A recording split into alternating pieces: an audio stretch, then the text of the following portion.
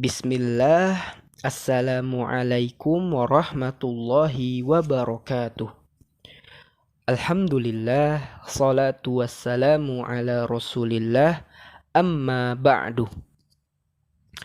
Anak-anak kelas 2 yang dirahmati oleh Allah subhanahu wa ta'ala, melanjutkan pembahasan kita pada pelajaran Aqidah di bab ke-12 di halaman 51 yang berjudulkan Salat Sunnah Selain Rawatib. Sebelum kita memulai pelajaran di hari ini, maka hendaknya kita buka pertemuan di pagi ini dengan membaca doa terlebih dahulu. Allahumma anfa'ni bima 'allamtani wa 'allimni ma yanfa'uni wa zidni ilma. Amin. Perhatikan dan dengarkan dengan baik. Masih banyak sholat-sholat sunnah yang dianjurkan untuk dilaksanakan oleh seorang muslim dan juga muslimah di setiap harinya. Selain sholat sunnah rawatib, terdapat sholat sunnah-sunnah yang lainnya. Di antaranya yang pertama adalah sholat witir. Sholat witir dilakukan di malam hari. Waktu sholat witir adalah setelah sholat isya hingga terbit fajar di waktu subuh. Jumlah rakaat sholat witir adalah ganjil. Paling sedikit 1 rakaat, paling banyak 11 rakaat. Dan itu adalah bilangan-bilangan ganjil. Dan sholat witir tidak boleh dilakukan 2 kali dalam 1 malam. Cukup 1 kali sehari. Ya. Dan ini disunnahkan oleh Nabi kita Muhammad sallallahu alaihi salatu wassalam. Dari Ali radhiyallahu ta'ala anhu, ia berkata, sholat witir tidaklah seperti sholat wajib. Namun demikian Rasulullah sallallahu alaihi wasallam telah menyunahkannya.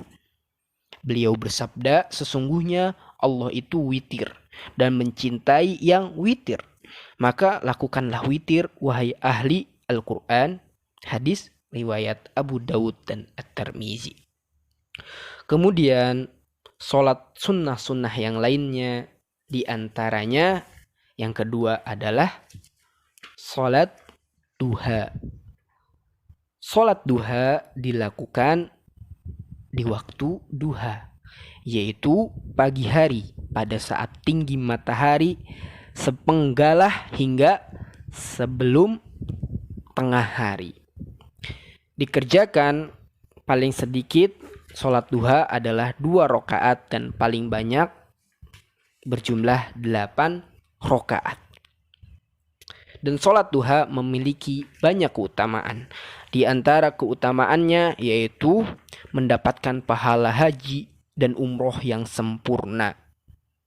Sebagaimana Rasulullah sallallahu alaihi wasallam bersabda, "Man shallal ghadata fi jama'atin thumma qada'a yadhkurullaha hatta tatlu'a asy-syams thumma shalla rak'ataini kanat lahu ka ajri hajjatin wa umratin." Qala Rasulullah sallallahu alaihi wasallam, tammatin.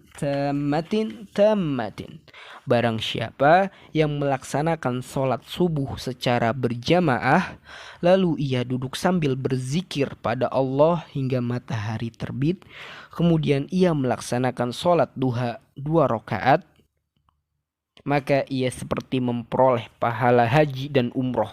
Dan beliau pun berkata, sempurna, sempurna, dan sempurna.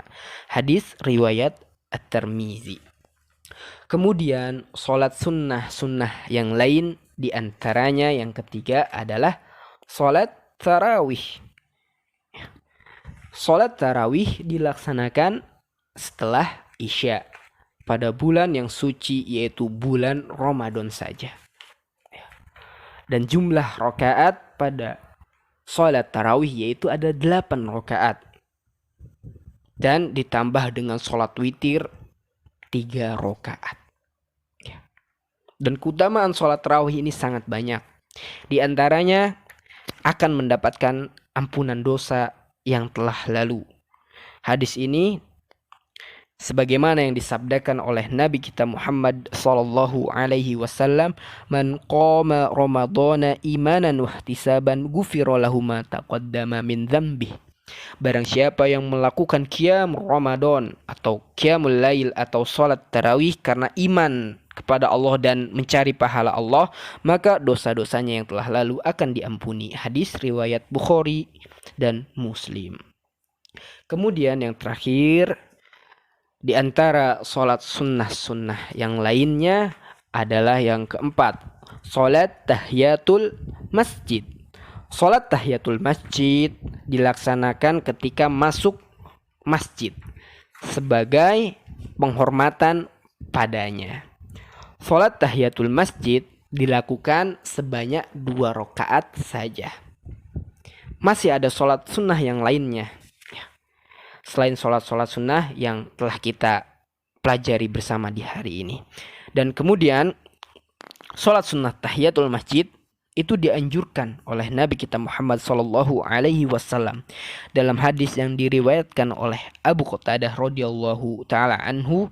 Nabi kita Muhammad sallallahu alaihi wasallam bersabda, "Idza dakhala ahadukum al-masjida falyarka'u rak'ataini qabla ayyajlisa." Jika salah seorang di antara kalian masuk masjid, maka hendaklah dia sholat 2 rakaat sebelum dia duduk. Hadis riwayat Al-Bukhari. Nah, itulah yang bisa dapat Ami sampaikan. Semoga yang sedikit ini dapat bermanfaat dan bisa diamalkan pada setiap hari kita. Nah, subhanaka Allahumma wa bihamdika asyhadu an la ilaha illa anta astaghfiruka wa atubu ilaih. Wassalamualaikum warahmatullahi wabarakatuh.